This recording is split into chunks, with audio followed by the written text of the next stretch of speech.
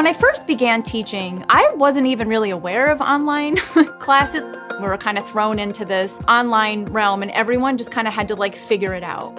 I was looking for different ways to still conduct my labs, and Science Interactive was a great option to use.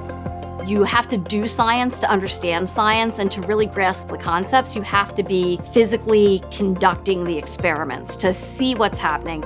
We would not accept credit for labs that are virtual, so it's important to get the hands-on experience from these lab kits. The Science Interactive chemistry kits can definitely be used by majors and non-majors in the science fields. They find them super easy to use, and I think the instructions are super easy, which is a big deal. You also have a very extensive curriculum, which I felt like had a lot of lab experiments to choose from, and you have the integrated online platform for students to then write the lab reports.